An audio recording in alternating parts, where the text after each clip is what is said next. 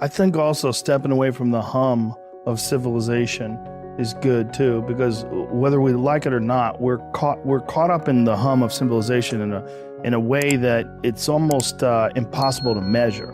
It's happening to you if you're in traffic. It's happening to you when you're around large groups of people. There's a constant inundation of input from other folks.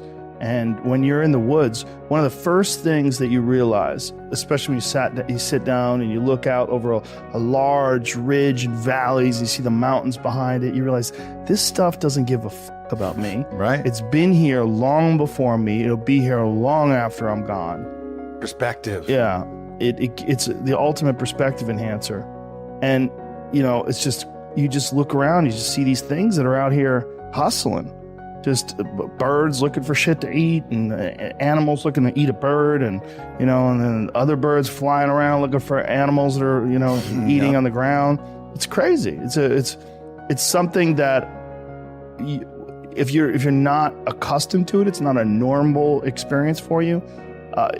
When you get out there and you soak it all in, and you are in the forest and you are in nature, it's very humbling, very humbling. It just puts it in perspective. Like, you're just a part of this insanely huge ecosystem. Mm-hmm. And these cities and this hum, this unnatural thing that we've created that we really haven't adjusted to yet. It's not good to spend that much time in that, because also you can get caught up in the way everybody else thinks. And they're not always necessarily thinking in a way that's beneficial for you or for them. I don't think we're programmed to be steady and stable, because I don't think there's never a time in human history where life has been like super peaceful and easygoing. Like, you have these little kind of breaks where no one's coming over the hill with a sword and a fucking gang of barbarians. The orcs are not breeding for a little while. So you get a little break, and that's part of what people appreciate about life is those breaks. But you have to have the chaos too, and I think it's kind of built into the system that there is always going to be this up and down. And I think it's also built into the way you interface with life.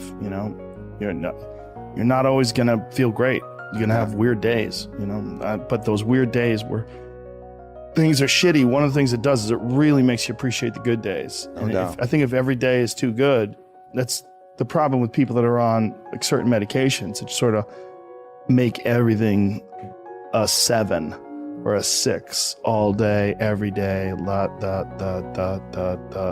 It's just gray and pale and boring. Yeah. And there's no ups and no downs. There's no nothing. It's just flat. I'll take the life of the poet, the 1s and the 10s, those screaming, blistering 10s, and those fucking heart-wrenching 1s. Like, for sure, I'll sign up for that. What else are we going to do? Try and just ride out the middle ground? Like, that's just less interesting to me. There's a lot of lessons in those 1s, The biggest ones. You come out of those like a different person. Like, you learn things. Your mind has to seek discomfort. It has to seek these difficult tasks. You have to enjoy it. And you have to figure out a way to make your mind enjoy those things. Some people it comes easy, and some people it doesn't. Some people it takes a long time. I always tell people the best thing you could ever do is force yourself to a schedule. Just write it down. Like, today I have to do an hour on the treadmill. I have to do an hour, no matter what. Even if you're fucking walking on it, you're doing an hour on a treadmill. The next time you're going to do it, you did an hour and this is the amount of miles you got in. Next time you're going to, add 3 miles. Put an extra 3 miles in that 1 hour. And just keep doing things like that. Write down, today I'm going to do 100 push-ups, and I'm going to do 100 sit-ups, and I'm going to do 100 chin-ups. That's today. And then force yourself to adhere to a schedule. Make a Monday, Wednesday, Friday workout schedule. Give yourself some time off, Like, don't even crush yourself to the point where you can't do it. Make it so that you really appreciate those Tuesdays and Thursdays. But on Monday, Wednesday, and Friday, you're going to fucking get after it. And this is what you're going to do. Most people just try to go work out. And you're kind of aimless, and you show up, and you pick up the jump rope, and you jump a little rope. Maybe you hit the heavy bag a little bit. Maybe you do some curls. But you don't really have an aim, That's why people like to hire trainers, because a trainer will tell you what to do. Well, you can tell yourself what to do. If you don't have money for a trainer, you don't even have to have fucking equipment. With bodyweight squats, sit-ups, chin-ups, push-ups, you can kick your fucking ass. You could give yourself a brutal full bodyweight workout. And you can find these for free on YouTube. There's a ton of them. There's a ton of these body weight workouts you could do. Just force yourself. Write it down. Monday, Wednesday, and Friday, I'm going to do 100 push-ups. I'm going to do 100 chin-ups. I'm going to do 100 sit-ups. Even if it takes me all fucking day.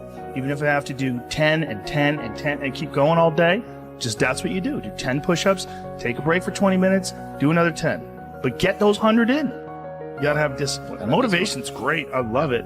I love music. I love watching a David Goggins clip online, or Cam Haines, or Jocko Willink, or any of these savages. There's so many people out there. You could watch one of their videos where they tell you what to do, and you just get fired up and you want to go do it. But that's not always going to be there for you. No. Sometimes you gotta decide.